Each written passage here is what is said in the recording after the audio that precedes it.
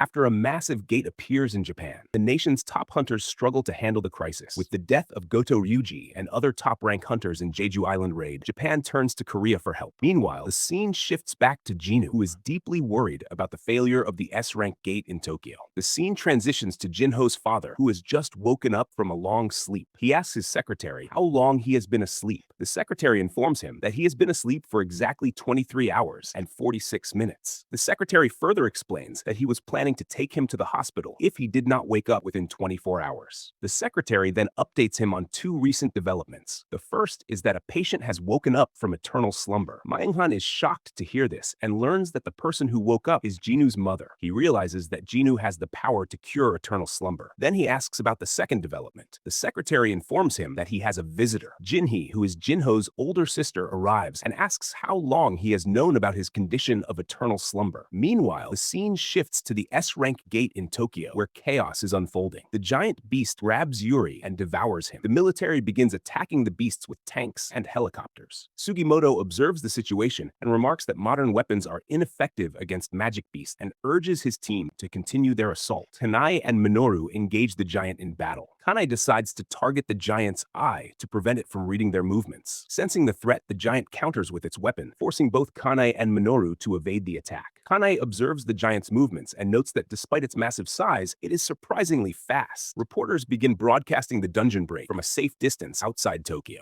They report that even from far away, the devastation in Tokyo is clearly visible. Jinwoo watches the broadcast on television and expresses his fear that if the situation continues, the gate could threaten all of Asia, just like the Jeju Island incident, and decides to take action. To his surprise, Jinah stops him and pleads with him not to go. Jinwoo, confused by her reaction, asks what she means. Jinah reveals that she knows he is planning to go to Tokyo. Seeing his sister upset, Jinwoo reassures her that he is not going to Tokyo. Jinwoo explains that he has been overworking himself and has decided to take a long break. He urges her not to worry. Jinwoo later goes to a park, still preoccupied with thoughts of the S-rank gate, and summons Beru. Beru addresses Jinwoo as Majesty, but quickly corrects himself and calls him King. Jinwoo warns Beru to focus on watching over Jinah and questions if he has been watching period dramas again. Jinwoo asks how Jinah has been feeling recently, and Beru responds that she has been sleeping most of the time. Jinwoo understands that Jinah must still be traumatized by her recent experiences and reflects on how this is the second time she has stopped him from going somewhere, the first being 4 years ago when he went on his first raid. Jinwoo remains uncertain about what to do next. Suddenly, a car pulls up near him. Jinwoo is brought to meet Jinho's father. Jinwoo asks what business he has with him. He introduces himself as Yu Myunghan, the chairman of Yujin Construction, and slides a blank check toward Jinwoo. Mr. Yu clarifies that he is not an arrogant rich man who believes everything can be bought with money, especially when dealing with an S-rank hunter, and requests Jinwoo to see this as a gesture of sincerity. Jinwoo quickly understands that Jinho's father is asking him to keep the information he is about to share confidential, and that he is not here to recruit him into his guild. Jinwoo asks what he wants to buy from him. Mr. Yu reveals that he suffers from the same illness as Jinwoo's mother. Jinwoo is shocked by this revelation and immediately questions if Jinho knows about it. Mr. Yu explains that aside from his doctor, only his wife and secretary are aware of his condition, making a total of 3 people. Jinwoo remarks that this makes him the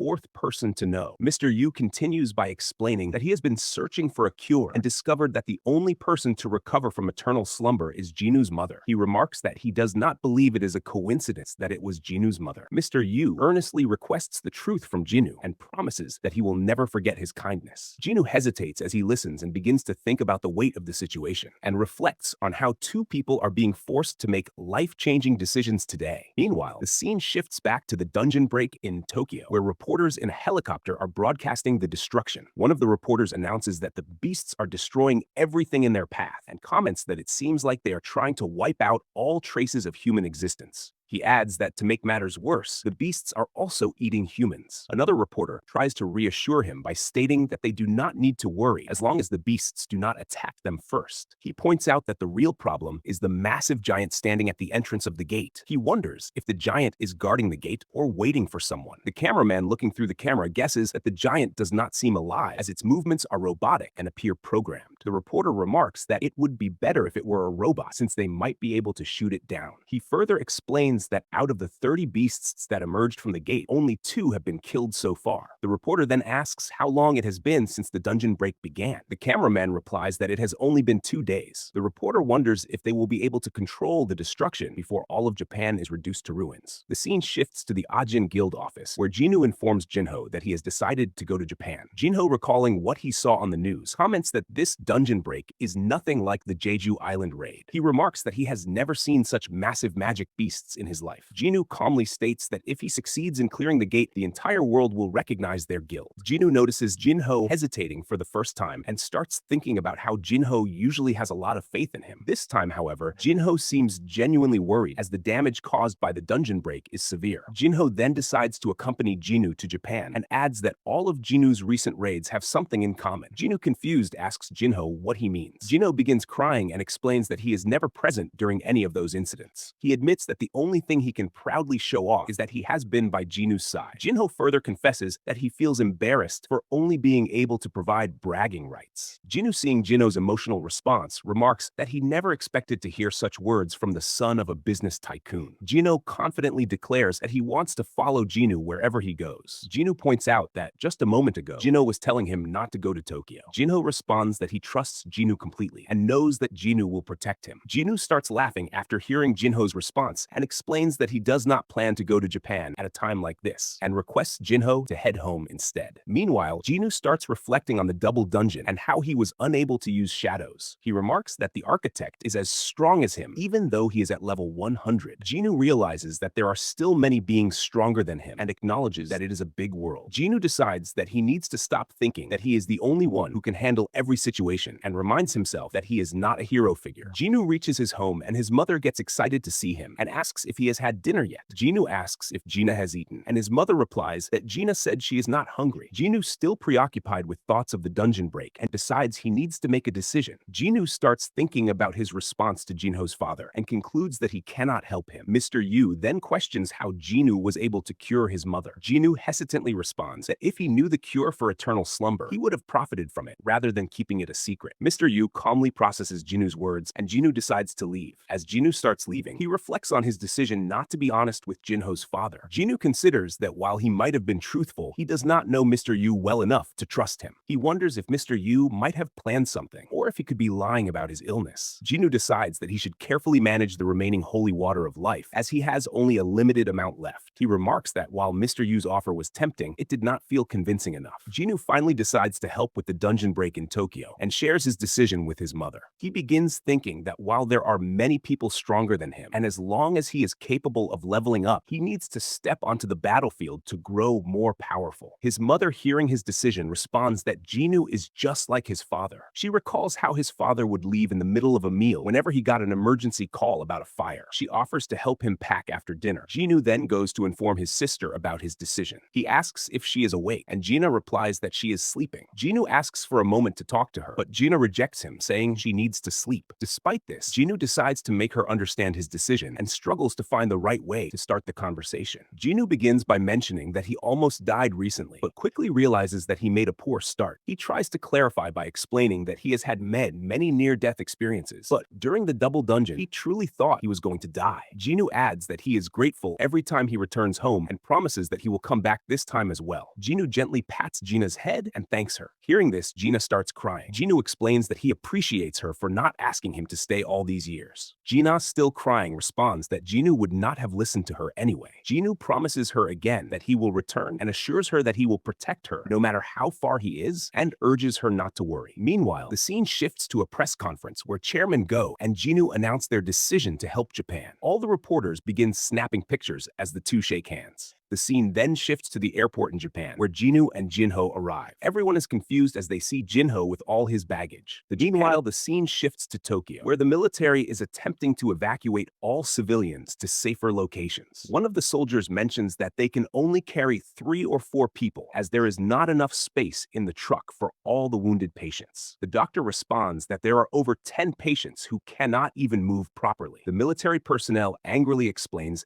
that this is not the time to worry about people people who are going to die soon and warns that the giants are headed their way and that if they stay here, they will all die. The doctor insists that he cannot leave the wounded patients behind, as he and his wife promised to stay with them until the very end. The soldier finally convinces himself to stay behind as well and admits that he cannot run away, knowing there are still civilians left. He suggests taking cover, and suddenly they hear a large giant approaching. The giant looks at them, and the soldiers start firing at it. The giant tries to grab them, but the soldier immediately steps between the civilians and the beast. Suddenly, a shadow appears and attacks the giant beast, and it crashes to the ground. The soldier is shocked as he witnesses Jima's strength. Jinwoo warns everyone that the area is dangerous and realizes that they need to move the battle to another location, as this place is too close to the hospital. Suddenly, a building starts collapsing, and JInho uses his shield to protect a couple. He tells Jinwoo that he will stay behind and help evacuate the civilians. Jinwoo brings out his dagger, while Jima begins attacking the rest of the giants with its tridents. Jinwoo dashes toward one of the giants and slices it in half. Meanwhile, the scene shifts to Maryland in America, where a group of hunters is discussing about Jinwoo. One of the hunters mentions that Jinwoo went to Japan. Another hunter responds that based on his sources, Jinwoo did not get an upgrade from Selner and speculates that he is going to die. He reflects that all of them got their powers upgraded thanks to Selner, and comments that ordinary hunters have a limit to their powers. Another hunter explains that Jinwoo is a reawakened hunter. A third hunter mocks Jinwoo by saying that he might be overestimating his abilities. He adds that ants are nothing compared to beasts, and remarks that hunters with big egos always end up dying. He calls the situation ironic, as defeating the ants only seems to shorten Jinwoo's life. Andre overhears them betting on how long Jinwoo will survive in Japan. They bet yachts and houses on whether Jinwoo will survive for 1 or 2 days. Andre suddenly comments that he is not sure about Jinwoo dying in Tokyo, and confidently bets Scavenger Guild that Jinwoo will survive. Andre then suggests that all his hunters focus their attention on the S-rank gate that has spawned in their backyard. He wonders how many of them will survive to see another day after tomorrow's dungeon break. One of the hunters whispers that Thomas Andre has a knack for ruining the mood, while another whispers that they should just ignore his comments. Thomas Andre announces that Japan is now a real fun place for a good battle and declares that they are going to have their own party tomorrow. Meanwhile, the scene shifts back to Tokyo, where a reporter begins broadcasting Jinwoo's rampage. The reporter comments that it is hard to believe what he is witnessing, as all the ant shadows are taking down the giants. He adds that the giants are being eaten alive. Meanwhile, a kid starts running away from a giant, and Igris comes to her rescue and slashes the giant's hand. Iron leaps at the giant and delivers a powerful strike that breaks its skull and creates shockwaves. Igris shields the kid from the chaos, and as the kid starts watching Iron fight, Igris gently shakes his head to signal her not to look. He pats her head to comfort her. Jinwoo observes Iron's rampage and remarks that Iron is enjoying himself after leveling up. He praises Iron for doing an excellent job of handling the giants. Suddenly, a soldier approaches and thanks Jinwoo for his help. Jinwoo also expresses his gratitude to the soldier for rescuing the civilians and calls him a brave soldier. The soldier is surprised by Jinwoo's humility.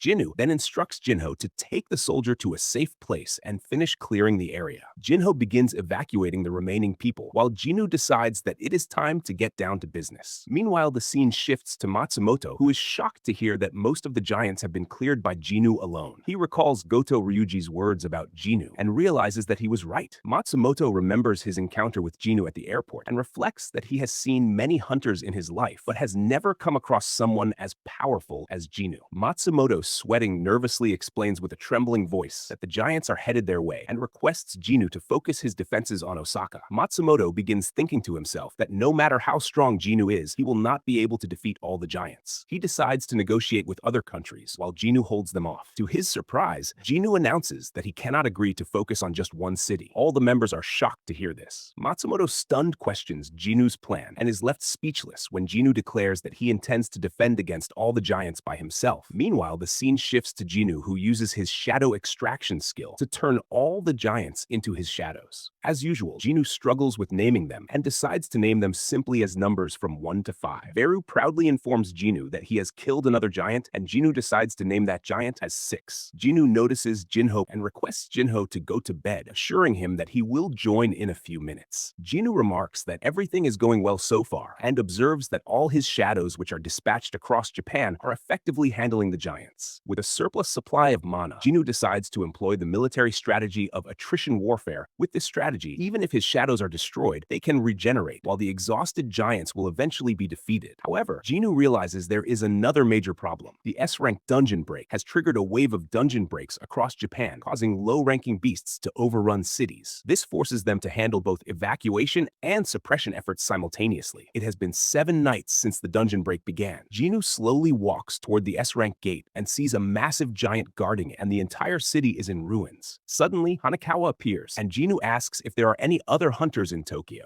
Hanakawa responds that there are no other hunters in Tokyo except for her. She explains that they cannot even assess the full extent of the damage caused by the giants. And Hanakawa further adds that the giants have spread to other regions and that a total of 16 S-rank hunters from major countries have been deployed, including JInho, and all these hunters have been divided into 6 groups by guild. Hanakawa informs JInho that there have already been 3 S-rank casualties, including Yuri from Russia and their own S-rank hunter from Phantom Guild, along with Lucas from Canada. JInho predicts that if 3 S-rank hunters are already dead, a large number of lower-ranking hunters must have also perished. She further explains that a total of 31 giants have appeared, and that one of them is already crossing the ocean to China. Hanakawa thanks JInho for his efforts in killing the giants, as they lack the manpower to handle the situation. She assures him that the remaining hunters, along with the help of his shadows, will take care of the other giants. JInho understands that his task is to deal with the massive giant guarding the gate. As he looks at the destruction in the city, JInho realizes that he has seen this place before. The city reminds him of the demon's castle with fire engulfing the buildings. JInho speculates that the ruined city from the demon's castle might be a hint given to him by the system. He wonders what the architect is trying to tell him. JInho recalls how the architect has not contacted him since being killed in the double dungeon, and speculates that the architect's physical body might have been real and is already dead. JInho resolves to stop any further destruction and reflects that this is what he has been training for all this time. He remarks that the reason he always seeks strength is to avoid being overwhelmed by a powerful being, and this mindset has brought him to where he is now. JInho informs Hanakawa that he wants to continue the raid. Hanakawa explains that other hunters are on their way to support him. JInho, sensing their presence, calmly mentions that they have already arrived. Meanwhile, the scene shifts to Kane, who has just defeated a giant and calls it frustrating. Minoru attempts to lift her spirits and points out that they have already taken down all the giants and are still standing. Kane expresses her frustration and explains that she is upset about how the rest of the hunters left for Tokyo and leaves all the giants for them to handle as if they were assigned to clean up duty. Meanwhile, the scene shifts back to JInho, and all his shadows begin marching toward him. Igris appears alongside Tusk and Iron, and they kneel before JInho to show their respect. Hanakawa is stunned as she witnesses the sheer number of JInho's shadows. Suddenly, Beru emerges from the shadows and lands behind JInho. Both Hanakawa and JInho are startled by Beru's sudden appearance. JInho acknowledges his shadows for their excellent work and expresses his gratitude.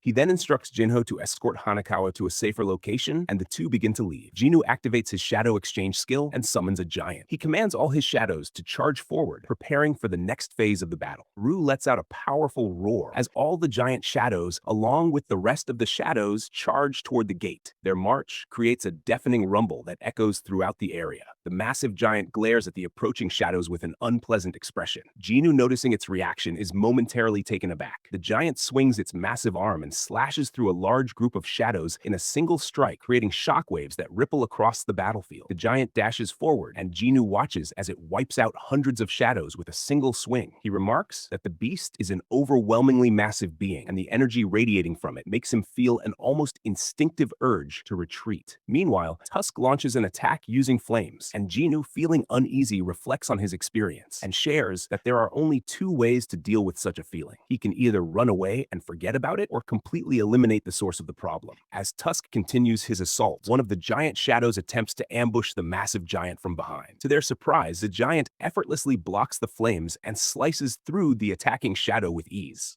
A colony of ant shadows swarms the giant and begins biting into its body. The giant tries to shake them off with powerful kicks. Beru, observing the situation, decides to attack, but JInho stops him and instructs him to wait. JInho wants to continue watching from the sidelines until he can identify the giant's weakness. The giant smashes through the ant shadows with brute force. A giant shadow attacks its hand while Jima stabs its leg with a trident, but the giant continues to destroy the shadows with little effort. JInho notices his own HP points dropping, and finally discovers that the giant is not defending itself because its entire body is shielded with mana, which acts as a protective armor. This explains the giant's confidence in battle. While witnessing one of the giant's attacks, JInho identifies a single weakness. He summons Kaizel and prepares to launch a coordinated attack. The giant senses Beru's approach and dodges his attack. Igris uses lightning magic and attempts to slash the giant, but it evades the strike once again. JInho carefully observes and finally confirms the giant's weakness. The giant swings at Kaizel, but suddenly senses danger. Igris dashes forward and targets the giant's eyes. The giant raises its hand to block the attack, but JInho seizes the opportunity and appears out of nowhere to slash its eyes. JInho smiles as his plan works perfectly. The giant lets out a deafening scream while Beru tears into its body with his claws. The giant begins to falter under the relentless assault, and JInho decides it is time to finish the battle. JInho activates Commander's authority and brings out his S-rank daggers. He leads his shadows in a coordinated attack from all directions. Meanwhile, JInho and Hanekawa watch the battle unfold. Hanekawa remarks that this fight is a clash between monsters, while JInho feels a sense of pride in JInho's strength. Meanwhile, JInho continues targeting the giant's eyes with his daggers and uses his mutilation skill to deliver multiple slashes. Blood gushes from the giant's eyes as JInho relentlessly attacks. He commands Beru to deliver the final blow. Beru pierces through the giant's eyes,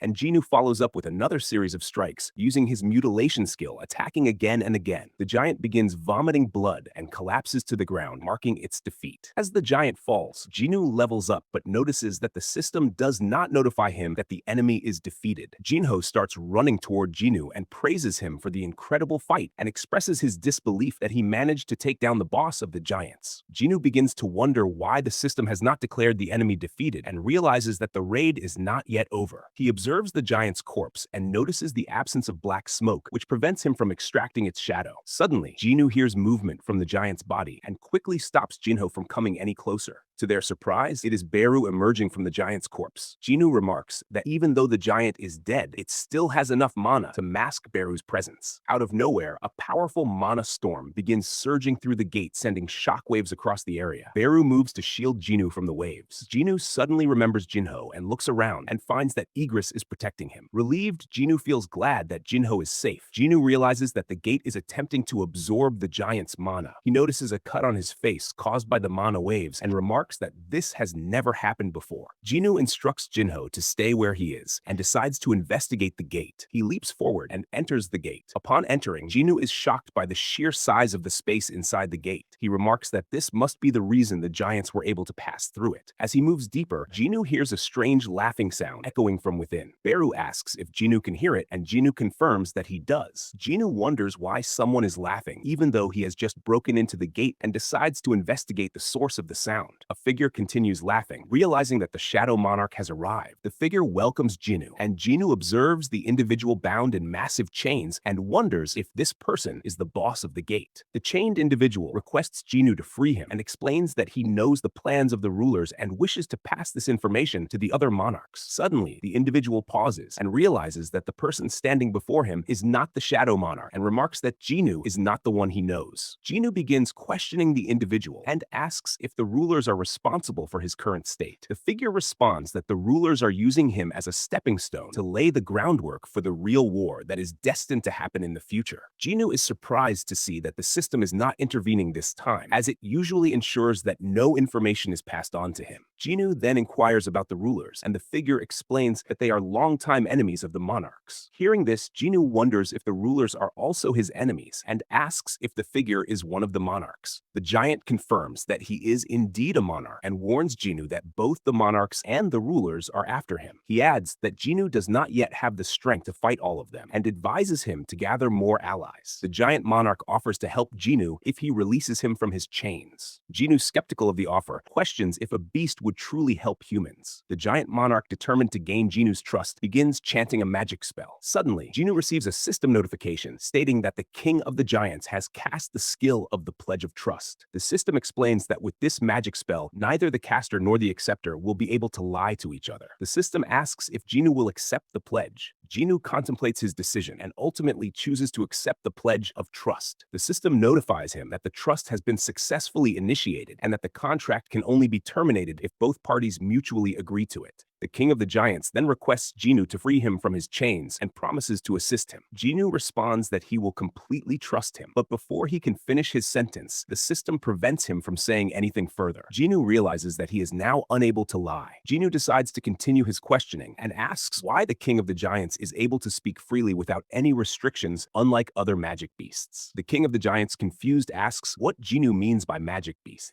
Jinwoo explains that magic beasts are the monsters that emerge from the gates. The giant monarch understands what Jinwoo is referring to and clarifies that magic beasts are actually called denizens of chaos. The giant monarch then states that he has a question for Jinwoo and asks how Jinwoo is able to place the denizens of chaos on the same level as the monarch who rules them. The giant monarch further explains that the denizens of chaos who emerge from the gates are merely stragglers who have been separated from the other magic beasts. He reveals that these creatures have been captives of the ruler's army for an eternity, and over time they lost their sense of self. The king of the giants adds that as a king, he has managed to hold on to his sanity and has been waiting for an opportunity to escape from the rulers. Jinwoo, seeking clarification, asks about the ruler's army and whether they are the soldiers in silver armor with wings on their backs. The king of the giants confirms that those are indeed the ruler's soldiers. Jinwoo then asks why the rulers continue to send magic beasts to Earth. King of the Giants responds that the rulers are trying to turn Earth into a battlefield to fight against the monarchs once again. Jinwoo, confused by his answer, questions how sending magic beasts would turn Earth into a battlefield. The King of Giants explains that the rulers are doing this for a simple reason. They are imbuing the world with mana. While the magic beasts that emerge from the gates are seen as a curse, the mana coming out of the gates is viewed as a blessing. He adds that many people, not just hunters, share this belief. He further explains that mana crystals and essence stones are currently the greatest sources of energy in the world. However, the rulers are using them to lay the groundwork for war. The King of Giants declares that there is no better way to propagate power that does not exist. He reveals that the rulers decided to use their prisoners of war and that the density of mana is growing every day. He explains that the rulers have cultivated a field fertilized by the blood of magic beasts and are now ready to reap the fruits of their labor. He adds that the mana strengthens the world and that the rulers are planning to create a world that cannot be destroyed by the shock of war. Jinwoo, seeking clarification, questions the King of Giants further. The King of Giants explains that this war is a rematch between the rulers and the monarchs, and that the world will turn into a living hell because of it. He urges Jinwoo that there is no time to waste. He warns that if the rulers discover their meeting, both the rulers and the monarchs will not stand by and watch. He speculates that the messengers of the rulers might already be on the move. After hearing this, Jinwoo questions why both the monarchs and the rulers are after him. The King of Giants clarifies that the power Jinwoo possesses is not his own. He explains that the fact Jinwoo was given these powers means that the Shadow Monarch has betrayed the other monarchs, making Jinwoo the enemy of both the rulers and the monarchs. The King of Giants offers to help Jinwoo in the battle and requests Jinwoo to help him in return. Jinwoo boldly responds that if the King of Giants is going to help him, it would be better to make him one of his shadow soldiers. For a split second, Jinwoo transforms into a true Shadow Monarch. The King of Giants, terrified by what he sees, wonders what he just witnessed. He explains that both the rulers and the monarchs have astral bodies, so when they are destroyed, they cannot be turned into shadows. He clarifies that this is why he cannot become one of Jinwoo's shadows and pleads with Jinwoo again to break his chains. Jinwoo, understanding the situation, brings out his S-rank daggers, but still feels uneasy, suspecting that he might have overlooked something important. The King of Giants pleads once more for his freedom and assures Jinwoo that he will stand by his side. Jinwoo, wanting to confirm his loyalty, asks again if he will help him. The King of Giants responds that if Jinwoo helps him, he will return the favor, calling it a fair deal between two monarchs. Jinwoo finally breaks his chains. The King of Giants begins thinking about the moment when Jinwoo appeared as a true Shadow Monarch and wonders if he was hallucinating. Jinwoo then questions if the King of Giants will stand with humanity. To his surprise, the King of Giants remains silent, unable to lie because of the pledge of trust. The King of Giants tries harder to break free from the remaining chains. Jinwoo learns that as long as the Essence Stone remains on the back of the beast's neck, the King of Giants will continue to hear the voices of the rulers. Jinwoo asks if he is commanded to kill humans like the other beasts. The King of Giants realizes that Jinwoo has figured out his plan. Enraged, the King of Giants attacks attempts to attack Jinwoo, but Jinwoo swiftly dodges and declares that their deal is off. Jinwoo states that he cannot allow the King of Giants to live because he is too dangerous and begins stabbing him. Jinwoo worries that the King of Giants might cause a calamity, but the King of Giants corrects him, stating that Jinwoo is the true calamity. Jinwoo continues stabbing and slashing the King of Giants, causing him to vomit blood. The King of Giants tries to retaliate, but Jinwoo evades his attacks and relentlessly continues his assault. The King of Giants curses Jinwoo, claiming that as the fight between humans and magic beasts continues, chaos will escalate and the world will transform further into a battlefield. He prays that all of his companions will be burned to ashes. Jinwoo confidently responds that it will not happen and finishes the King of Giants with a final slice. The system notifies Jinwoo that he has defeated one of the 9 monarchs and that he has earned a large amount of experience points, with the calculation taking some time. Jinwoo retrieves an essence stone from the King of Giants and feels disappointed that he cannot extract his shadow. He decides to take the essence stone as a prize. Jinwoo levels up by 8 levels, reaching level 122 just from defeating the monarch. Meanwhile, the scene shifts to Christopher Reed's house, who is one of the national level hunters and an American. He receives 2 unexpected visitors, the deputy director of the Federal Bureau and Selner. Christopher remarks that he was not expecting anyone today. Connor explains that he has something very urgent to discuss and requests all the servants to leave. Christopher instructs his staff not to let anyone enter his room until both visitors have left. As they all sit down, Christopher questions the reason for their visit and wonders if it is about the S-rank gate that has spawned on the East Coast. He clarifies that he has no intention of going there. Selner responds that their visit is not related to the S-rank gate and explains that the matter is far more serious. Christopher asks if it is more serious than the S-rank gate. Selner reveals that Christopher might die in the near future.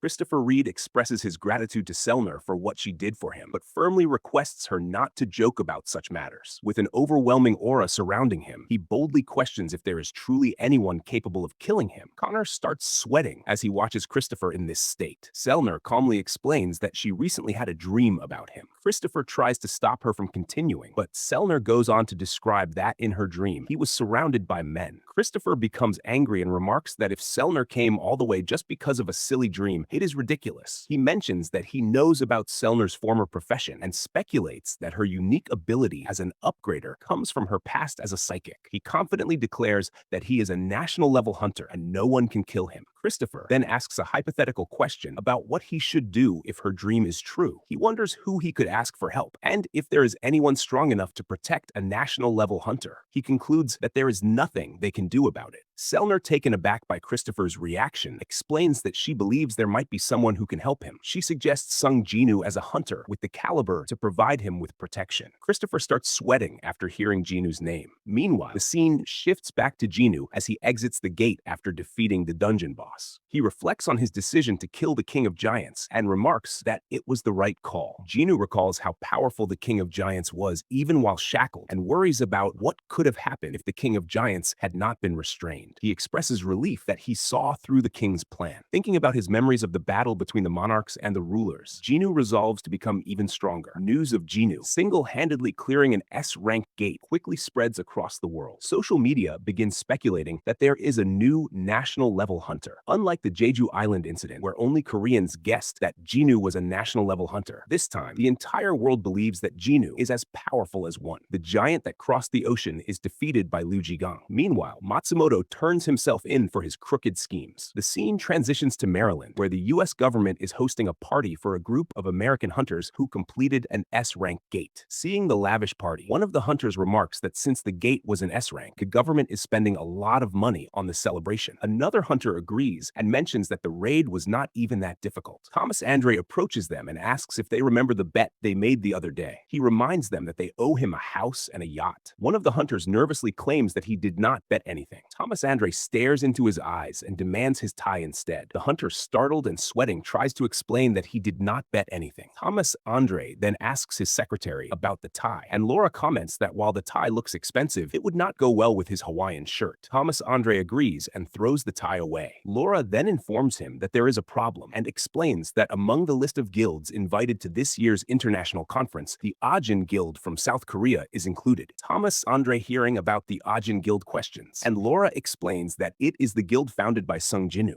Thomas Andre becomes excited at the news that Jinwoo is coming to the States. Meanwhile, the scene shifts to Tokyo, where Jinwoo feels bad that he was unable to defeat the last giant that crossed the sea. However, he feels relieved knowing that he was able to improve his strength through the dungeon break. The military is in shock as they witness all of Jinwoo's shadows, and Jinho feels proud seeing their reactions to the shadows for the first time. Hanekawa approaches Jinho and informs him that he received a call. Jinho is shocked after speaking on the phone and informs Jinwoo that he needs to return to Korea. Jinwoo asks if something is wrong, and Jinho explains that he is not sure but was told to return home for an emergency. Hanekawa arranges a helicopter to take Jinho to the airport. As Jinho reflects on the call, he remarks that he has never heard his mother's voice shaking like that and wonders what could have happened. He decides not to overthink it and guesses it might not be something serious. Jinho arrives at the airport where the secretary picks him up and requests him to come along. The secretary advises Jinho to stay strong during this time and promises to explain the details on the way. The secretary reveals that Chairman Yu has fallen into eternal slumber. Jinho rushes to his father and starts calling out to him, but the secretary stops him and explains that hunters who cannot control their mana should not get too close. Jinho feels terrible hearing this and blames himself for being a useless son. The secretary hands him a scrapbook and explains that the chairman was working on it before he lost consciousness and that Jinho needs it now more than anyone else. Jinho opens the scrapbook and sees a collection of his achievements. He realizes that his father had the same habit of keeping a scrapbook of articles just like him. The secretary explains that the scrapbook contains every achievement his father recorded, including those of his older sister and older brother, as well as Jinho's recent accomplishments. Jinho starts crying as he looks through the scrapbook. The secretary further explains that the chairman always loved them deeply and had high expectations for him. After that, they decide to head home together. Suddenly, Jinho feels as though someone is watching him from behind and looks back but sees nothing. Jinho, observing his vice guild master crying, breaks his heart and decides to cure Chairman. He opens an elixir of life and uses it to cure Chairman Yu from eternal slumber. Meanwhile, Jinho's older sister Gunhee arrives at the hospital to check on her father. She notices someone leaving the hospital and wonders who the man is. To her surprise, her father wakes up from eternal slumber and Gunhee starts crying. The doctors are in disbelief as they witness a patient waking up from eternal slumber and worry that the media will have a field day once they learn about this. As Jinwoo looks back at the hospital, he wishes Jinho an advance happy birthday. After Jinwoo clears the S-rank gate and cures Jinho's father, he decides to return to Japan to wrap everything up. However, he realizes that he cannot go back to Japan for 2 more hours, as he just used the shadow exchange skill to come to Korea. Jinwoo wonders how to spend his free time and suddenly remembers Chahain, but decides instead to search for any unclaimed gate. Meanwhile, the scene transitions to Christopher Reed's house, where he is sleeping, but suddenly senses something unusual and wakes up. Christopher notices that everything is unnaturally silent and realizes he cannot hear anything. To test it, he breaks a wine glass but still hears nothing. Deciding to investigate, he recalls Connor's advice to contact Chairman Gunhee if there is any issue, and that the chairman can help him reach out to Jinwoo. Out of nowhere, an individual appears, and Christopher demands to know who they are. Tarnak, the monarch of Iron Body, speaking in beast language, declares that Christopher will gain nothing by going easy on humans. Christopher, unable to understand his words, questions what he means. Tarnak commands him to remain silent, stating that he is not speaking to him but to his vessel. Christopher, angered by Tarnak's commanding tone, transforms into a one-eyed humanoid monster using spiritual manifestation and warns them that he will kill at least one of them. Both Rakan and Koresa are stunned to see a human using spiritual manifestation. Christopher then launches an attack on Tarnak, and the flames from his assault spread throughout the house. Meanwhile, the scene shifts to Tokyo, where Jinwoo is being escorted by the Japanese Hunters Association. Thousands of people gather to thank Jinwoo for his efforts with the S-rank gate. Over 100,000 people are present just to catch a glimpse of him, as it is his last day in Japan. Beru, observing the massive crowd, refers to them as subjects and suggests that Jinwoo should raise his hand to acknowledge their respect. Jinwoo, irritated, explains that Beru has misunderstood everything. Jinwoo then boards a plane, but Adam White from the Federal Bureau unexpectedly appears and sits next to him. Jinwoo questions the odds of Adam sitting beside him and sarcastically asks if Adam is going to claim it is a coincidence. Adam responds that even if he says it is a coincidence, he knows Jinwoo will not believe him. Jinwoo calls him by his name, surprising Adam, but in reality, it is Beru who reminds Jinwoo of his name. Beru urges Jinwoo to uphold his dignity as a king and remember people's names. Adam mentions that he has an urgent matter to discuss. Jinwoo assumes it is about the S-rank gate, but Adam clarifies that their hunters have already handled it. Adam then shows Jinwoo a video of a house engulfed in flames. Jinwoo asks about the footage, and Adam requests him to watch it until the end. Adam explains that the fire was started by Christopher Reed, one of the national-level hunters. He further reveals that that 1,800 firefighters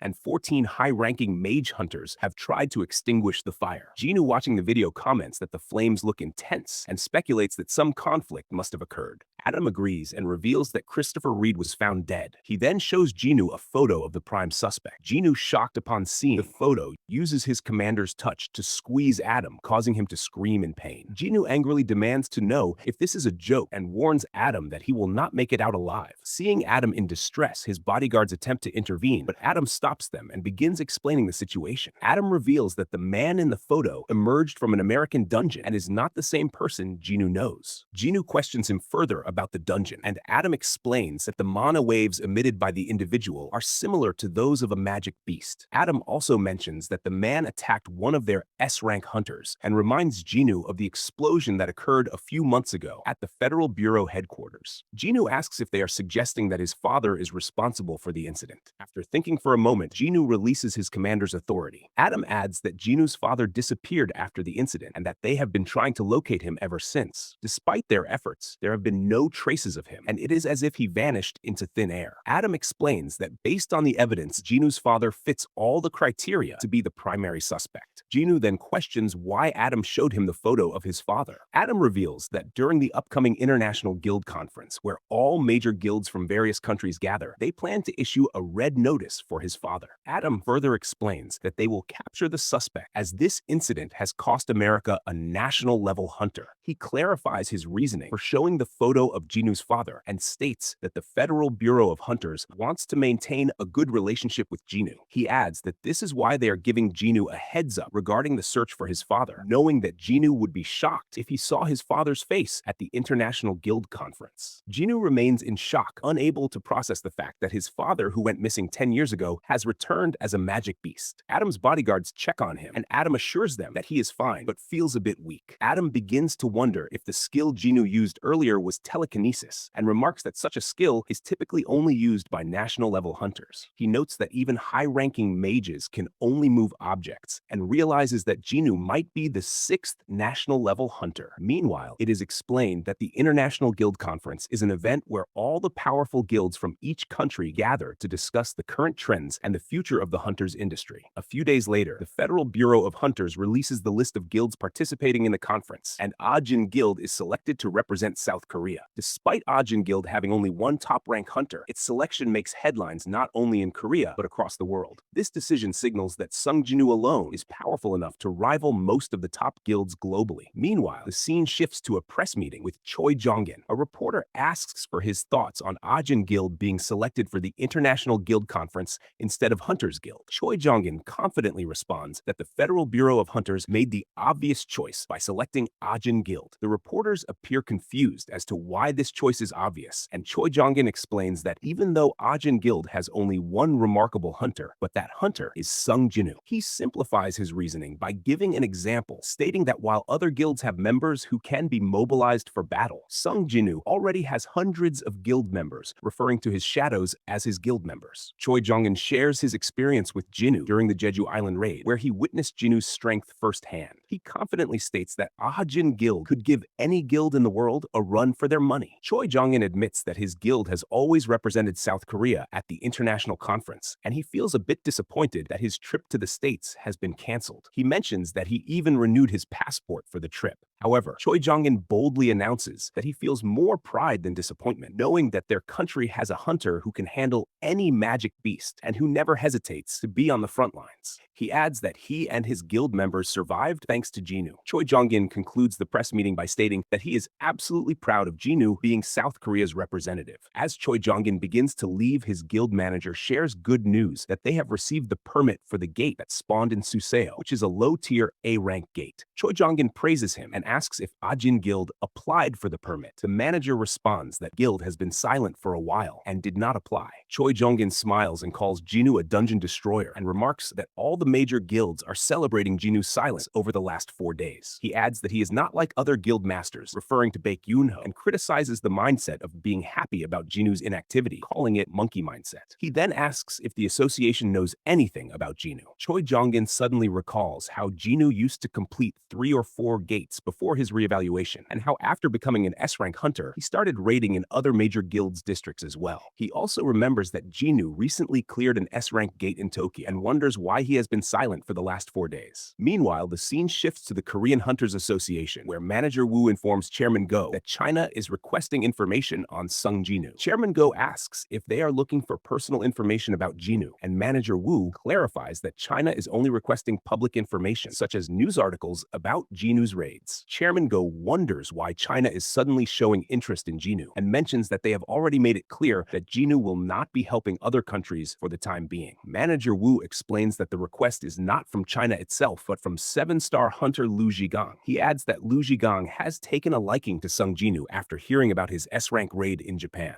It is explained that China does not follow the international ranking system and instead uses a star-based ranking system where a 5-star ranking is equivalent to S rank. However, only one hunter, Liu Zhigang, has been given the honor of 7 stars. Manager Wu remarks that Liu Zhigang fought one of the giants that crossed the ocean to China and guesses that this might be the reason for his sudden interest in Jinwoo, as Jinwoo single-handedly killed the rest of the giants. Chairman Go finds this information intriguing and thinks that it is only natural for the strong to recognize the strong. He instructs Manager Wu to deny the request or send only basic information. Meanwhile, the scene shifts to the Scavenger Guild headquarters, where Laura reminds Thomas that Jinwoo will be arriving tomorrow. Thomas calls Dongsoo to his office to discuss about Jinwoo. Thomas begins the conversation by stating that he will get straight to the point. As he slowly steps toward Dongsoo, he warns him not to mess with Jinwoo. Dongsoo starts sweating as he watches Thomas in this state. Thomas remarks that he knows Dongsoo is suspicious about what happened between his brother and Jinwoo.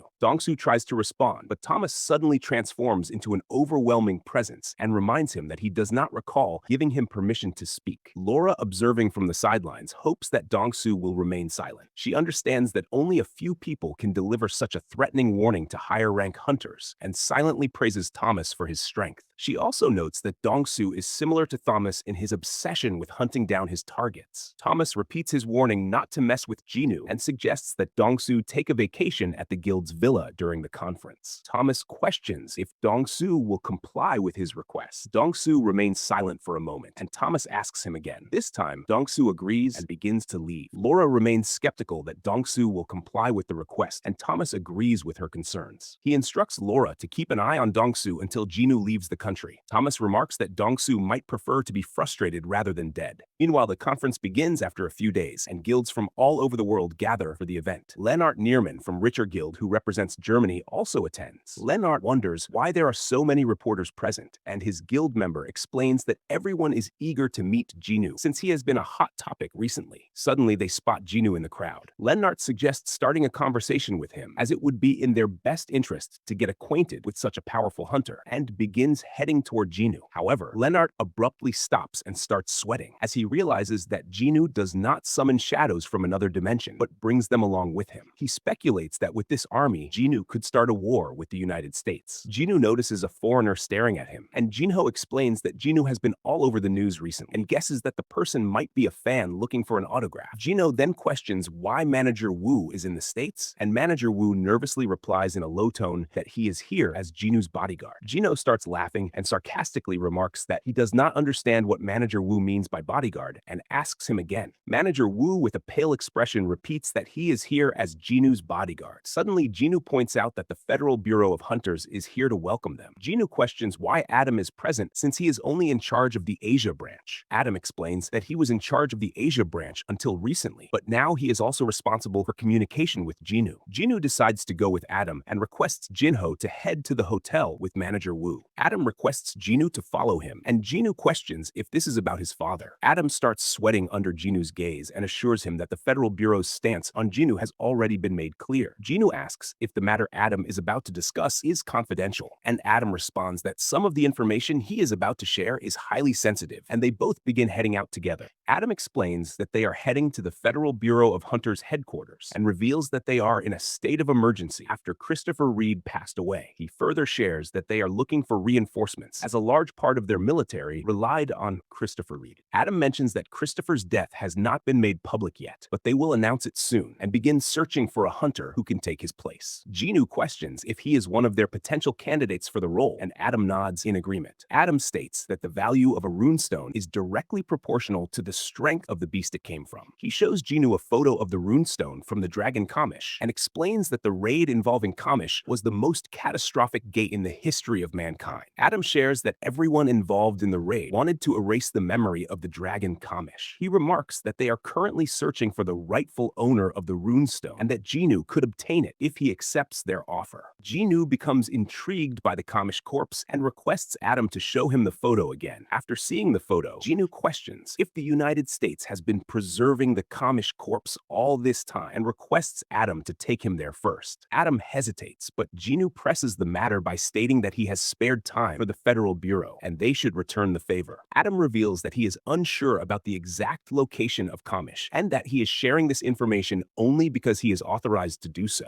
Adam assures Jinwoo that the director might approve the request since it is coming from Jinwoo and asks Jinwoo to wait while he gets further orders from the director. However, Jinwoo decides that he wants to go with Adam, and Adam, realizing he cannot argue anymore, agrees to Jinwoo's request. Director Brennan is disappointed to hear that Jinwoo is at the headquarters and questions if Jinwoo is interested in the runestone. Adam replies that Jinwoo does not seem interested in the runestone. Brennan realizes that Jinwoo appears to be focused only on the Kamish corpse and asks Adam to wait outside while he discusses the matter with Connor. Brennan questions if Connor knows anything about Jinwoo's true intentions, and Connor replies that he is also unsure, but firmly believes that Jinwoo is not here just for sightseeing. Connor explains that the runestone is extremely valuable as it provides hunters with more strength, which is essential for their survival. He adds that many high-ranking hunters are willing to pay enormous amounts of money to obtain the runestone, but Jinwoo is asking to see the corpse instead, which suggests that the corpse holds greater value to him. Connor shares that he always thought Jinwoo's ability to summon shadows was limited to the magic beasts he killed. Connor suddenly realizes that Jinwoo might have the ability to create soldiers from the corpses of beasts, even if they were killed by other hunters. He speculates that Jinwoo's true intention is to turn Kamish into one of his summoned beasts. Brennan angrily states that no individual should possess such overwhelming power and insists that they must stop Jinwoo. However, Connor warns that this decision could damage their relationship with Jinwoo. Understanding the situation, Brennan decides to take the lead personally and expresses his desire to see what Jinwoo is truly capable of. They all begin heading toward the corpse, and Jinwoo is in disbelief when he realizes that the Federal Bureau headquarters was built directly above the place where Kamish was defeated. Brennan starts opening the door, and Jinwoo senses a powerful mana inside. Jinwoo wonders how strong Kamish would become if it is turned into one of his summoned shadows, as it has been 8 years since its defeat. Jinwoo sees the enormous corpse of Kamish, and Brennan explains that this magic beast killed hundreds of elite hunters. He reveals that the corpse was preserved after it was defeated by 5 national-level hunters, and that all the power in the building is powered by Kamish's essence stone. Jinwoo decides to use shadow extraction and requests everyone to step back, and Brennan grants him permission to proceed. Jinwoo begins walking toward the corpse and uses shadow extraction, but to his surprise, it fails on first attempt. Jinwoo takes a deep breath and decides to try again, and this time he successfully extracts the shadow of Kamish. Kamish begins roaring, and all the lights in the room shatter into pieces. Kamish questions Jinwoo if he is the one who summoned him, and quickly realizes that Jinwoo is the Shadow Monarch. He addresses Jinwoo as the King of the Dead. Everyone stands in disbelief as they witness Kamish's shadow. Kamish notices the people around him and loses control. He decides to kill everyone in the room. He cracks the tempered glass effortlessly, and Brennan starts sweating as he watches Kamish break the glass, which was created using the mana of top-ranking hunters. Kamish finally shatters the glass completely and prepares to unleash his breath attack to destroy everything. They realize there is no escape from Kamish's breath, but to their astonishment, Jinwoo commands Kamish in beast language to stop. Jinwoo explains that the runestone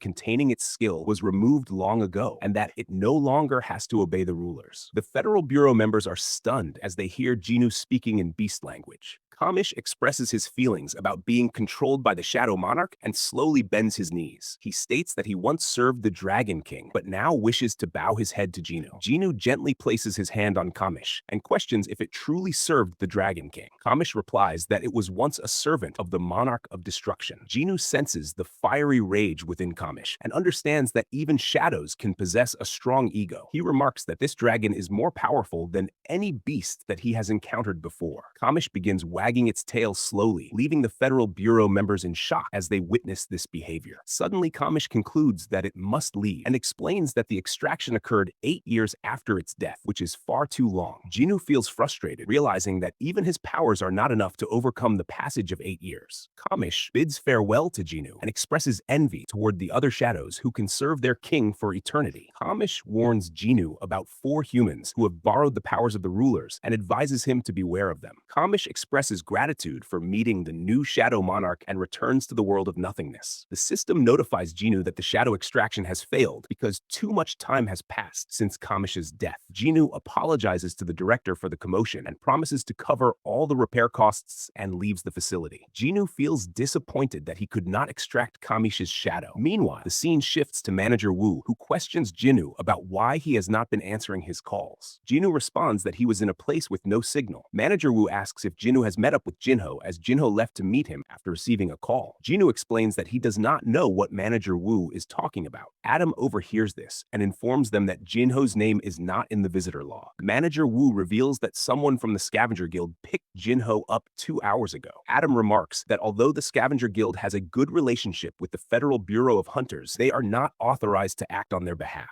Adam decides to contact the Scavenger Guild. Jinwoo begins to feel uneasy about the entire situation involving JInho's disappearance. Laura hears about JInho and realizes the real reason behind his disappearance. She questions if Jinwoo knows about it. Adam responds that Jinwoo has not been informed of the actual reason. Laura assures them that she will find out what happened to JInho. Adam mentions that the Scavenger Guild will locate JInho, but to his surprise, Jinwoo also goes missing. Jinwoo, realizing the urgency of finding, and blames himself for not assigning a shadow to guard JInho after recently using one to save JInho's father. Jinwoo suddenly recalls his sister's similar experience and summons all his shadows and commands them to search for JInho. Meanwhile, the scene shifts to Thomas, who realizes that Dongsoo has gone after JInho. Thomas orders his staff to locate Dongsoo before Jinwoo does. The scene then transitions to Dongsoo, where JInho is coughing up blood after enduring torture from Dongsoo. Meanwhile, the scene shifts back to Jinwoo, who begins searching for JInho all over the city and wonders if the kidnappers have already left the area. Jinwoo thinks to himself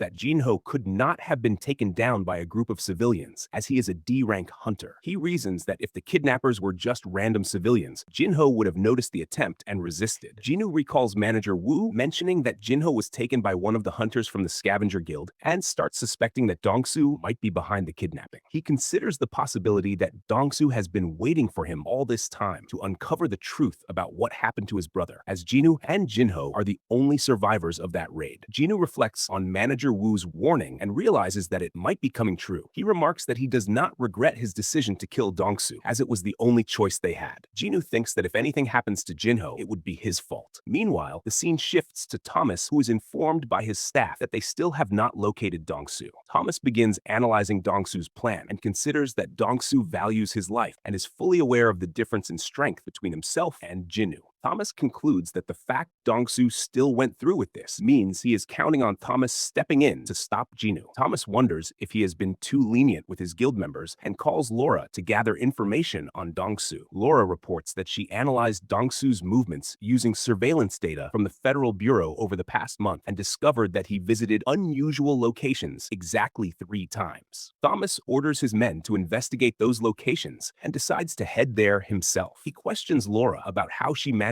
to get the Federal Bureau to cooperate with their search. Laura explains that she warned them about the possibility of a clash between Jinwoo and Thomas if they failed to locate Dongsoo. Meanwhile, the scene shifts to the Federal Bureau, where all the members are working to gather information on Dongsoo. Adam reports that all 100 hunters from the Scavenger Guild are on the move and that they even canceled their scheduled raid to head somewhere. Connor, hearing this, realizes that Thomas is giving the orders and warns that they need to handle the situation carefully. The scene transitions to an old factory where JInho lies unconscious after enduring torture. One of the hunters expresses concern about JInho's condition and notes the amount of blood he has lost. Dongsoo dismisses the concern and states that he only wants to know the truth about his brother and has no intention of doing anything worse to Jinho. Dongsoo explains that Thomas warned him not to mess with Jinwoo, so he decided to extract the truth from Jinho, who is also a survivor of the raid. Dongsoo remarks that he just wants to hear Jinho admit that Jinwoo killed his brother, and that once he hears it, he will have no further business with Jinho.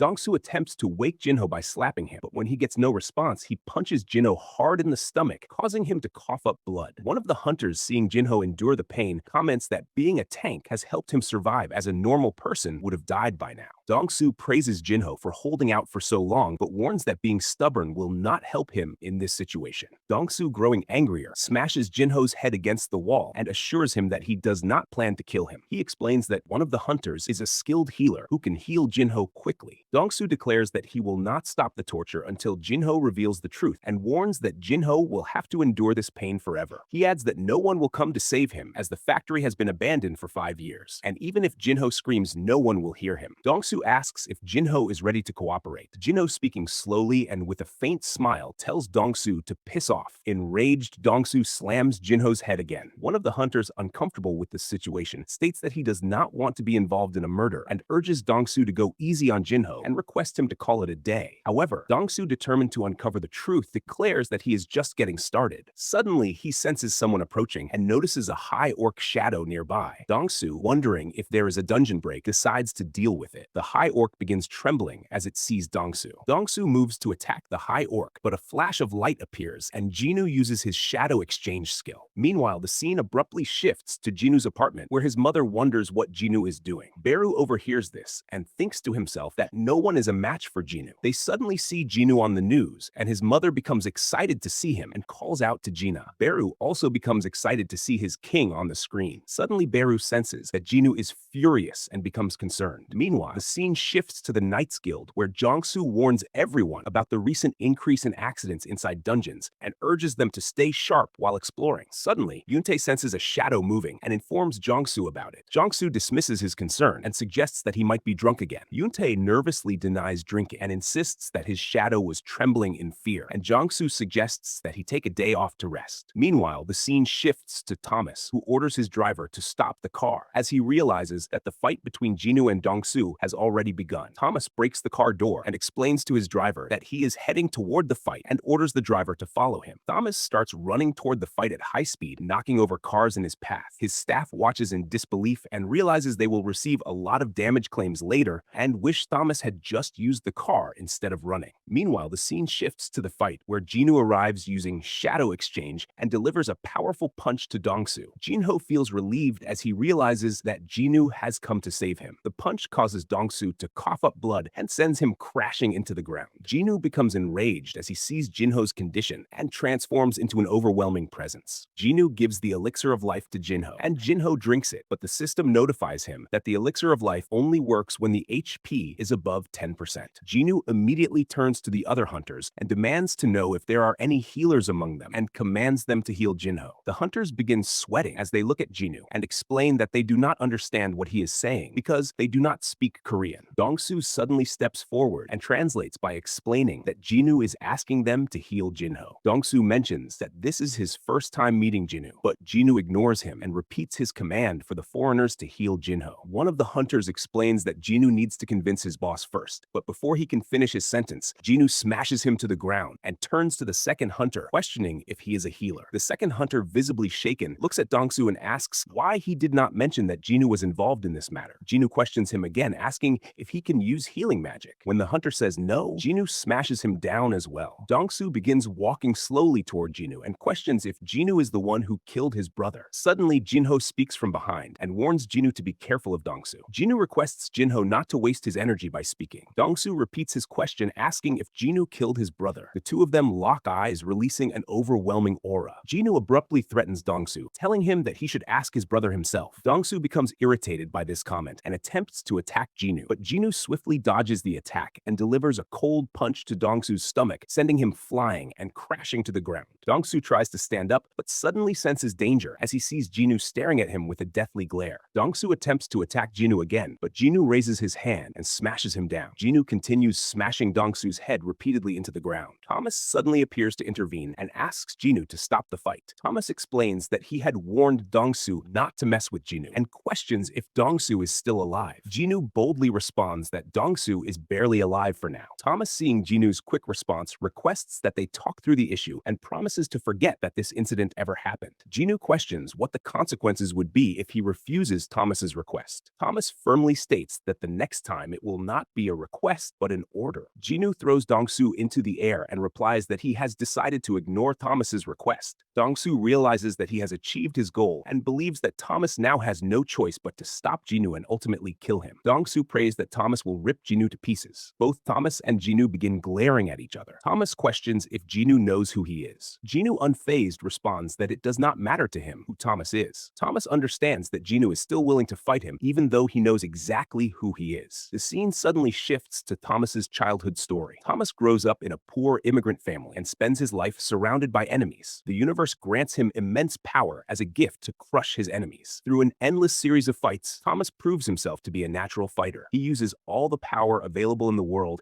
and seizes every opportunity to become a true king. Thomas destroys everyone in his path and brings all his enemies to their knees. He firmly believes that violence is his justice. Thomas's experiences have always taught him how to make people obey him. Meanwhile, the scene shifts back to the fight, where Thomas blames Jinwoo's ignorance for the conflict between them and begins attacking him. Scavenger Guild members arrive at the location to assist Thomas, but are left in shock as they witness the massive shockwaves produced by the fight between Thomas and Jinwoo. One of the shockwaves strikes them and destroys everything in its path. The guild members notice Thomas struggling and ask if he is all right. Thomas stops them from interfering, knowing they would only get in his way, and the members immediately step back. Jinwoo commands Igris and Kaizel to take Jinho to the nearest hospital. Thomas, meanwhile, receives a strength buff from his guild members, preparing himself for the fight. In response, Jinwoo summons his shadow army. Thomas becomes excited as he sees the countless shadows and declares that anything less would not be worth his time. He announces that he no longer cares about Dongsoo's situation, and that his only goal now is to restore his pride as the strongest national-level hunter by defeating Jinwoo. However, Thomas decides to give Jinwoo another chance and orders him to admit his mistakes and surrender so that he will spare his life. Jinwoo responds by showing the big finger to Thomas. Thomas becomes furious at Jinwoo's arrogance and warns him that he will regret his decision to not surrender. Thomas activates his reinforcement skill, which increases both his strength and defense. Jinwoo commands his shadows to attack, while Thomas signals his hunters to join the fight. The Shadow and the Scavenger Guild hunters begin clashing with each other. The tank hunters focus on their defense and create a large shield using mana, but the shadows charge at them and attempt to climb over the mana shield. Thomas starts breaking through the shadows and notices Tusk using shield magic. Thomas leaps toward Tusk and shatters the shield in seconds and breaks through Tusk's defense. Thomas realizes that the shadows are weaker compared to him and jumps to break through the factory walls and observes his hunters struggling against the shadows. Jinwoo uses his commander's touch to stomp the hunters down and suddenly notices Thomas charging toward him. Iron dashes at Thomas to stop him from attacking Jinwoo.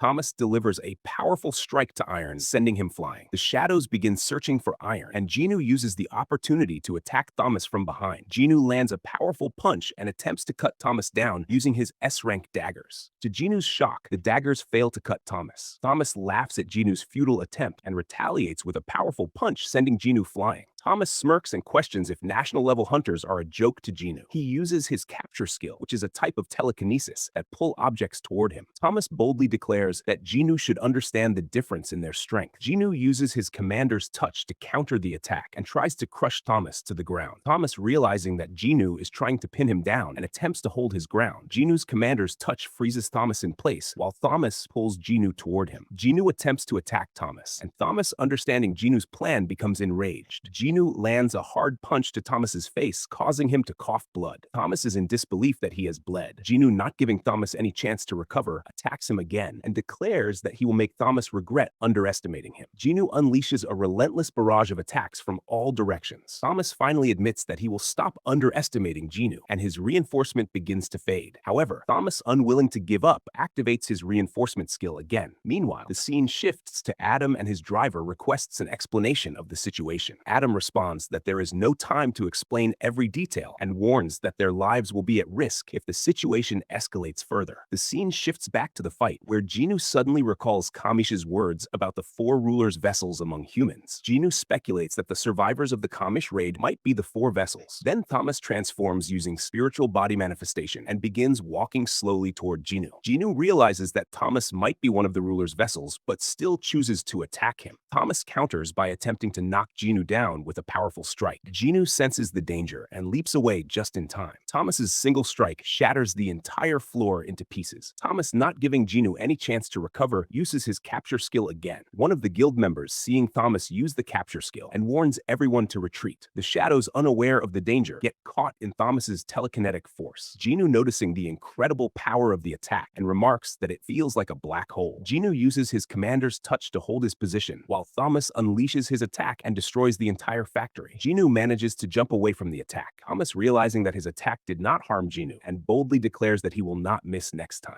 Thomas leaps toward Jinwoo, and before he can land his punch, Jinwoo stops him with his leg and kicks him down to the ground. However, Thomas uses his capture skill again to pull Jinwoo toward him. Jinwoo, in response, uses his commander's touch, but this time pulls Thomas in to land a punch. Thomas realizes that Jinwoo wants to go head-on and decides to use reinforcement to improve his defense and counterattacks. Their punches collide, and Thomas's reinforcement cracks open, which leaves Thomas shocked. Jinwoo lands another punch, sending Thomas crashing down. Jinwoo prepares to attack again, but Thomas gets back up and starts roaring. Jinwoo dashes at him, and Thomas attempts to strike Jinwoo, but Jinwoo swiftly dodges the attack. Thomas's punch blasts the entire floor, and Jinwoo grabs Thomas and shatters his face. Meanwhile, the Federal Bureau of Hunters members arrive at the scene and are stunned by the intense shockwaves coming from the fight. One of the members warns the others to be cautious, as the situation might be dangerous. Suddenly, they see someone crashing away, and both members are shocked to witness Thomas being beaten. One of the members asks Adam what they should do, and Adam explains that they need to stop the fight at any cost. The member hesitates and points out that there is no way to stop a fight between Jinwoo and Thomas. They watch in disbelief as Jinwoo relentlessly beats Thomas to a pulp with continuous attacks. They are amazed at how a mage-type hunter possesses such speed and strength. Jinwoo continues his attacks, while Thomas starts wondering if he is going to lose the fight, but refuses to give up and attempts one last attack. Jinwoo intercepts the attack and begins smashing Thomas's face repeatedly, breaking his spiritual body manifestation. Thomas realizes that he still has overwhelming strength and confidently boasts that he is the great Thomas Andre and that Jinwoo's attacks are not enough to defeat him. Jinwoo strikes him from behind and reminds him that he already said it does not matter who Thomas is. Jinwoo continues his relentless assault. Adam starts shouting and pleading with Jinwoo to stop the fight, but Jinwoo remains unfazed and breaks Thomas's spiritual body completely. Thomas finally gives up and Jinwoo stops attacking him. Adam stands in disbelief that Jinwoo has defeated the great Thomas, the national level hunter. He wonders if there is any other hunter in the world who could inflict this much damage on Thomas, and worries about the chaos that will erupt once the news of Thomas's defeat spreads. Adam orders the healers to treat Thomas immediately. One of the healers explains that all of Thomas's bones are broken and he is bleeding heavily, and that it will require the combined effort of all the healers to save him. The healer remarks that Thomas was able to endure the fight because he is a national level hunter, and that any other hunter would have died 10 times over. The Federal Bureau members confirm that there are no actual casualties, and Adam feels relieved that the situation did not escalate further. One of the members calls out to Adam and shows him Dongsoo's corpse. They realize that Dongsoo is not breathing and has died. They also note that Sung Jinwoo is nowhere to be found. Meanwhile, the scene shifts to South Korea, where Jinwoo switches with Beru to heal JInho using Beru's healing skills. Jinwoo speaks to one of his shadows and remarks that it has been a while since he returned to South Korea. Dongsoo's shadow kneels before Jinwoo and calls him king, requesting a name. The system identifies Dongsoo's shadow as general rank. Jinwoo names him Greed, reasoning that he died because of his greed, and asks if he likes the name. Greed thanks Jinwoo for naming him, and Jinwoo commands him to lower his head as punishment. The scene shifts to the next day at the International Guild Conference, where the entire building is packed with reporters snapping photos of Jinwoo. Connor notices the reporters and realizes that they have already caught wind of the fight between Jinwoo and Thomas. He remarks that it will be impossible for Jinwoo to avoid the spotlight today. Connor informs Jinwoo that they have gathered testimonies from other hunters about Dongsoo and plan to disclose the findings of the investigation. Jinwoo requests not to hear anything about Dongsoo anymore and states that he came to the United States for one reason and will leave as soon as he is done. Connor provides Jinwoo with earpieces for translation during the meeting. Jinwoo steps inside the conference and all the hunters turn to look at him. Liu Zhigang becomes intrigued as he sees Jinwoo for the first time. Everyone begins whispering that Jinwoo is the one who almost killed Thomas and also helped Japan with their S-rank gate. They are in disbelief that Jinwoo single-handedly knocked out Thomas, who has been ruling over other hunters like a king. Jinwoo sits down and the conference immediately begins. Dr. Belzer steps forward and announces that there have been sudden spikes in the number of gates recently. He adds that there is another unusual activity that needs to be discussed. The doctor explains that the concentration of mana in the atmosphere is becoming denser and suggests naming this phenomenon Magosphere. He further explains that the Magosphere is forming clusters in the skies over major countries in exactly 9 areas, and that it is even more concentrated in South Korea. Everyone starts whispering again upon hearing South Korea and turns to look at Jinwoo, realizing that he is also from South Korea. The doctor boldly states that there is no need to stare at Jinwoo, and that Jinwoo might not have the strength to control the Magosphere. He adds that if Jinwoo did have such strength, he would already be beyond the ranks of hunters. Jinwoo begins reflecting on the doctor's words and wonders if the 9 places have something to do with the number of monarchs. The doctor concludes by saying that since the cause of this phenomenon is unknown, there is no way to deal with it at the moment, and warns that the world may face a profound change. Brennan interrupts and asks if the presentation is over, stating that he wants to take over from here. Brennan announces an important and heartbreaking piece of news, revealing that 2 weeks ago, national-level hunter Christopher Reed was murdered by unidentified individuals. The hunters begin whispering again, expressing disbelief that such a thing could happen. They speculate that only awakened individuals with the strength of national-level hunters could kill someone like Christopher, and wonder if Jinwoo might be responsible since he already defeated Thomas and might have enough strength to take down another national-level hunter. Brennan continues by stating that they will release the news of Christopher's death to the public tomorrow and urges everyone not to jump to conclusions. He reveals that they have a primary suspect for the case and shows a picture of Sung Il-won. Some hunters notice that the primary suspect bears a close resemblance to Jinwoo. Jinwoo becomes enraged upon hearing about his father, and an overwhelming aura surrounds him. The hunters, feeling Jinwoo's immense strength, begin sweating and decide not to look back, dismissing the resemblance by saying that all Asian people look similar. Jinwoo suddenly recalls there are 4 human vessels who have borrowed the powers of the rulers. Jinwoo reflects on why the rulers sent a beast that looks exactly like his father and wonders if this has something to do with Kamish's words. Meanwhile, Brennan explains that the suspect was first discovered in one of the American gates and has been identified as a beast capable of speaking the Korean language. He adds that this was the reason they requested Dongsoo to assist with the interrogation. However, to their shock, the suspect knocked out Dongsoo and escaped while destroying the entire headquarters in the process. Brennan elaborates that since the suspect is strong enough to defeat Dongsoo, they speculate that the suspect might have joined forces with other humanoid beasts to defeat Christopher Reed. He then shows the footage of the fight between Dongsoo and Sung Il-won. While watching the footage, Jinwoo notices that his father is saying something to Dongsoo. He realizes that his father is warning Dongsoo not to pursue him and begins to think that the suspect might truly be his father. To confirm his suspicion, Jinwoo asks Greed, the shadow of Dongsoo, and Greed confirms that the suspect is indeed his father. Brennan concludes the meeting by requesting the help of all guilds in locating the suspect. One of the hunters demands proof that the suspect is a beast. Brennan responds that the mana wavelength of the suspect is almost identical to that of a beast. Another hunter questions if the suspect was originally human and went missing inside a dungeon years ago. Brennan confirms that the suspect is in fact human. This raises a question in everyone's mind about why the Federal Bureau is not revealing the true identity of the suspect. Brennan explains that the suspect has a close connection with one of the hunters present at the conference and that they prefer to withhold the information. Liu Zhigang boldly states that withholding the suspect's identity will not help with the search and directly asks what the suspect's relationship to Jinwoo is. Brennan, realizing he cannot avoid the question, informs everyone that the suspect has identified himself as Jinwoo's father. The room erupts into whispers upon hearing this revelation. Liu Zhigang then boldly questions if it is true that Jinwoo's father is a beast and whether Jinwoo will hunt him down. Jinwoo calmly states that it is natural for hunters to kill beasts and that if his father is truly a beast, he will kill him himself. He further declares that if his father is not a beast but a human, he will hunt down any hunters who try to harm his father. Jinwoo vows to protect his family, even if it means turning the entire world of hunters against him. After the conference ends, Adam approaches Jinwoo and asks if he truly meant what he said. Jinwoo confirms it without hesitation. Adam expresses disbelief that Jinwoo could make such a bold statement in front of 500 top hunters from 120 countries. He remarks that there is only one other hunter who could get away with something like that. Jinwoo asks who that hunter is, and Adam reveals that the hunter is currently hospitalized. Jinwoo immediately realizes that Adam is referring to Thomas. Adam invites Jinwoo to join the banquet, but Jinwoo suddenly notices Liu Zhigang walking toward him. Everyone around them feels the tension between the two hunters and watches in silence. Liu Zhigang begins by stating that he defeated the giant that crossed the ocean, and Adam translates this to Jinwoo. Jinwoo, surprised, asks Adam if he can speak Chinese. Adam explains that as the person in charge of the Asia region, he is fluent in most Asian languages. Jinwoo requests Adam to continue interpreting. Liu Zhigang shares his experience with the giant, explaining that it was extremely difficult to defeat, especially because the water made the battle much harder. He adds that he has been curious to meet Jinwoo ever since hearing about another hunter who defeated giants with ease. Liu Zhigang further remarks that he is glad Jinwoo put Thomas in his place and that he was certain Thomas was at fault in the fight. Jinwoo listens to his words and realizes that he might have misjudged Liu Zhigang and finds him to be an interesting person. The two shake hands, and Liu Zhigang concludes by saying that he truly hopes Jinwoo's father is not the suspect in Christopher Reed's death case. Then Liu Zhigang leaves, and Connor requests a few minutes before bringing Selner into the room again. Jinwoo is surprised to see Selner, as he thought she would never meet him again after their last encounter. Selner explains her visit by stating that she has been having the same dream every night, and that in her dream all the elite hunters are being hunted down. She further reveals that after a few days, the dream came true, referring to Christopher Reed. Connor explains that they warned Christopher beforehand, but he ignored their warning, and the result of his negligence was tragic. Selner expresses her fear that all the greatest hunters will be hunted down by powerful beings who will not stop at any cost. Jinwoo questions if they are warning him to be careful of the danger, but Selner responds with a no and instead requests Jinwoo to protect those hunters. Selner shares that she tried to remember the faces of the beings who killed the hunters, but was unsuccessful, and then attempted a different method by using her ability to reach their souls. She discovered limitless power within them and could not lock eyes with the being, forcing her to wake up from her dream. Selner begins trembling as she recalls her dream and mentions that the being spoke to her when their eyes met. Jinwoo asks what the being said, and Selner shakily responds that the voice told her to go back and wait for the war patiently. Jinwoo is shocked upon hearing this and remembers that the Monarch of Giants said the same thing about the war between rulers and monarchs. Jinwoo begins to wonder which side the individuals killing the elite hunters belong to. He questions what all of this has to do with him, and Selner reveals that she saw the same power inside him. Jinwoo guesses that Selner might have seen the Shadow Monarch within him and realizes that the individuals killing the elite hunters might be monarchs. Connor explains his reasoning for recruiting Jinwoo for this task, stating that they need a hunter on the same power level as the enemy. He admits that he was initially skeptical about hiring Jinwoo, but after witnessing his fight with Thomas, they concluded that Jinwoo is the perfect choice for the mission. Connor offers Jinwoo anything he wants in return, even the rune stone from the dragon Kamish. Connor further explains that without the elite hunters, the world would not be a safe place. Jinwoo thinks for a moment and rejects their offer. Connor assumes that Jinwoo is rejecting them because of a grudge against Thomas, but Jinwoo clarifies that he is rejecting the offer because he is unsure who he is fighting against. Jinwoo decides to leave, but suddenly stops remembering his words at the conference that he would kill any hunters who came after his father. He decides to help them and requests Adam to provide a list of all the elite hunters and arrange a meeting with each individual. Adam happily agrees to his request. Meanwhile, the scene shifts to an event hosted by the Federal Bureau of Hunters, which Jinwoo attends with JInho. Jinwoo asks JInho if he is holding up well after his recent injuries, and JInho responds that he is feeling much better. JInho begins crying as he realizes that Jinwoo fought Thomas just for him. Other hunters observing Jinwoo reflect that they cannot even sense his presence and realize that Jinwoo is on a completely different level. They also notice that Jinwoo fought Thomas for the man standing next to him. Suddenly, a man approaches them and introduces himself as the CEO of a company specializing in the disposal of magic beast remains. He expresses interest in purchasing the giant corpses in Tokyo. Jinwoo explains that JInho is in charge of business matters, and JInho introduces himself as the vice guild master of the Ahjin guild. The two begin conversing, and JInho mentions that he usually does not discuss business at events, but will gladly make an exception. Jinwoo feels proud seeing how much JInho has grown as a vice guild master. Suddenly, Adam arrives and provides Jinwoo with a list of all the elite hunters, mentioning that it includes even the top 10 ranking hunters. Jinwoo looks at the list and questions his rank among the hunters based on hunter points. Adam explains that if they consider his recent S-rank victory in Tokyo, Jinwoo should be ranked